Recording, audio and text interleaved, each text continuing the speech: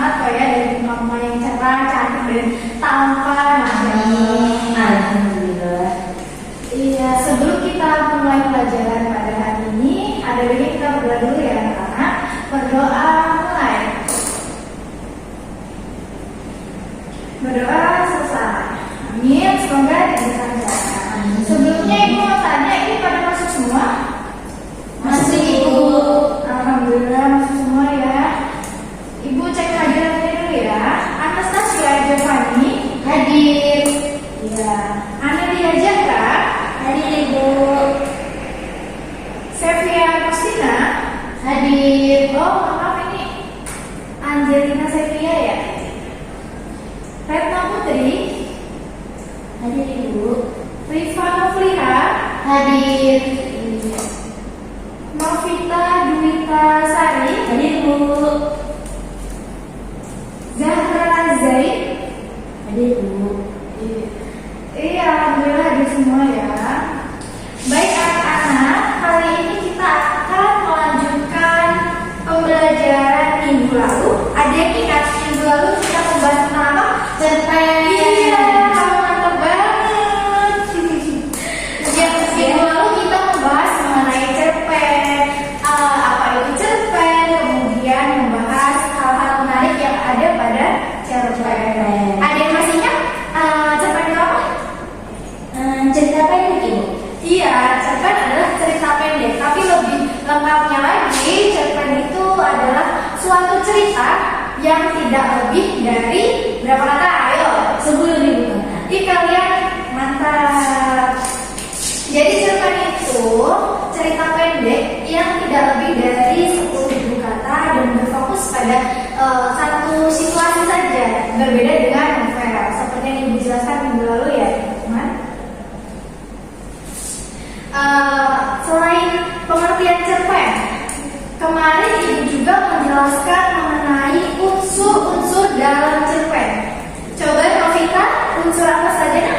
Ada unsur intrinsik dan unsur ekstrinsik. Iya, benar sekali. Jadi dalam cerpen itu ada dua unsur, unsur intrinsik dan unsur ekstrinsik. Kalau unsur intrinsik itu apa saja ya? Ada yang tahu? Iya, Riva, silakan. Ada tema, tokoh, ada penokohan, latar, alur, sudut pandang, dan amanat. Iya, benar sekali. Riva sepertinya tadi malam sudah mengulas pelajaran kemarin ya. Iya, bagus. Yang lain juga harus mengulas pelajaran minggu lalu untuk sebagai bekal pelajaran pada hari ini. Kalau kemarin kita sudah mempelajari mengenai unsur intrinsik dan unsur ekstrinsik dalam cerpen, maka Ibu sekarang akan menjelaskan mengenai struktur pada cerpen. Sebelumnya ada yang sudah tahu apa saja strukturnya? Belum ya? Belum. Jadi dalam cerpen itu bisa Ibu gambarkan strukturnya seperti ini. Seperti bentuk gunung. Iya, seperti bentuk gunung ya. Kenapa gunung? Karena begini, dalam suatu cerita itu ada, pernah baca cerpen kan? Pernah. Pada paragraf pertama itu berisi apa biasanya? Berisi pengenalan. Ya, orientasi. Nah, benar sekali Mamita. Pintar. Berarti yang pertama ini adalah orientasi. Orientasi itu yang paragraf pertama. Jadi di paragraf pertama menceritakan di sebuah desa, kemudian menceritakan aku adalah, nah gitu, menjelaskan terlebih dahulu lokasi, latar tempat, segala macamnya. Di orientasi ini juga mulai dikenalkan kenal tokoh, kemudian nama tokohnya, nama tempat, nah seperti itu di bagian orientasi. Maka orientasi itu ditaruh paling awal. Iya, seperti ini. Setelah orientasi masuk naik lagi ke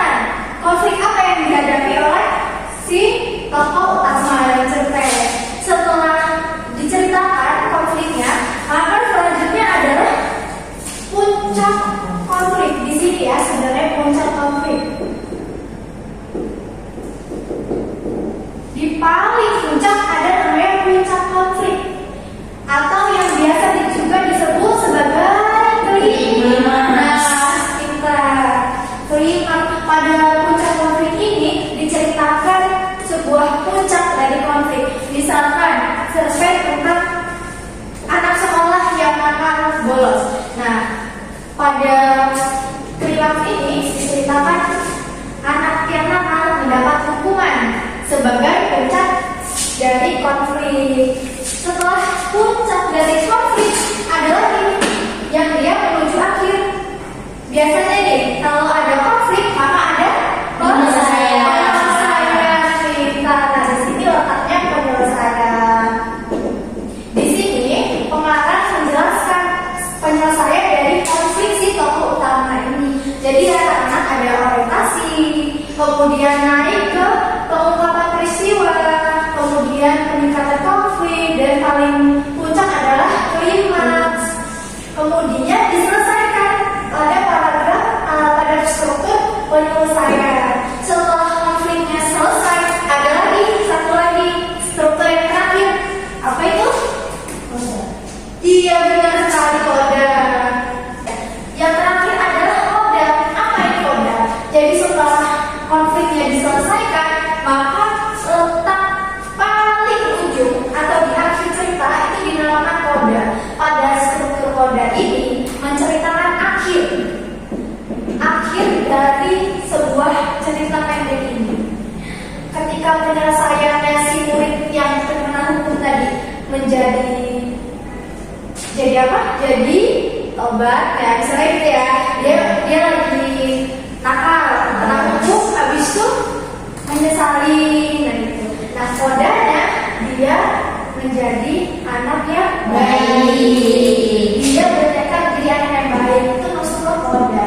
Jadi yang anak-anak, struktur yang pertama adalah orientasi, yang kedua pengungkapan peristiwa, yang ketiga peningkatan konflik, yang keempat klimaks konflik, yang keenam penyelesaian, dan yang terakhir adalah koda.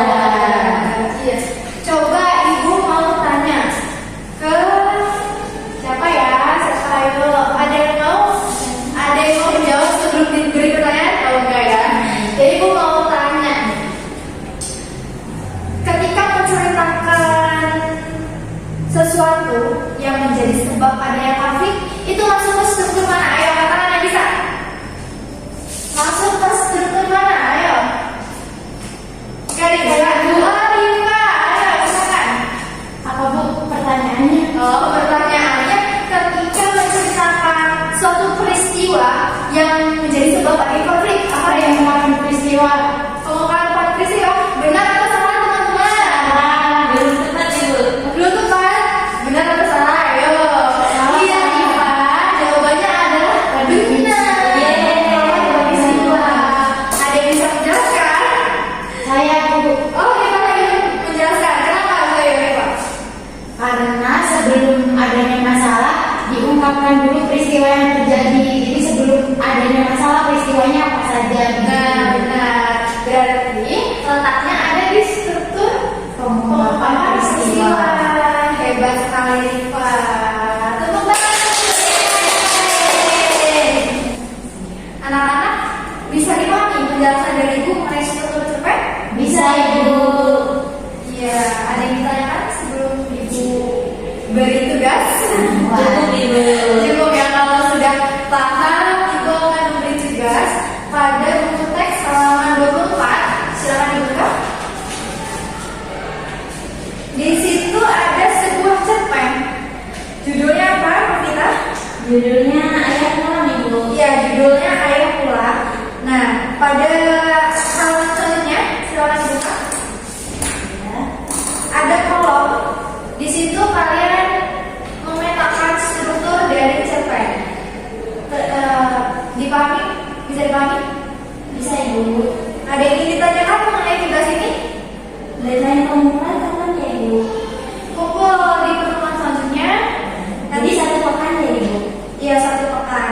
Selain itu juga ibu menugaskan sebuah proyek kepada kalian selama kita mempelajari cerita pendek ini. Berarti 2 minggu ya?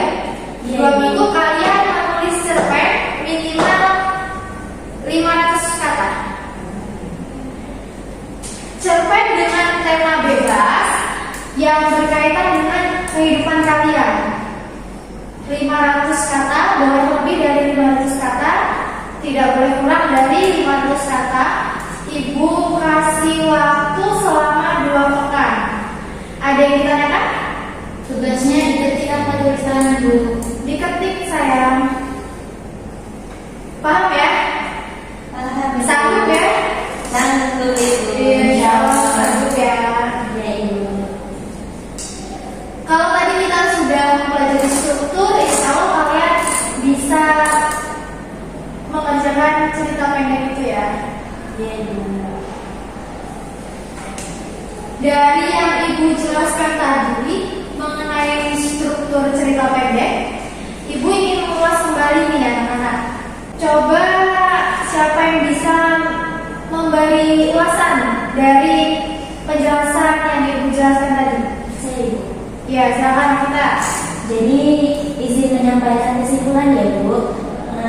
Cerpen adalah kisah pendek yang terdiri dari 10.000 kata, lalu terdiri dari tema, yang terdiri dari orientasi, pengungkapan peristiwa, lalu klimaks, yang ketiga peningkatan konflik, yang keempat klimaks, yang kelima penyelesaian, dan yang terakhir koda Ibu.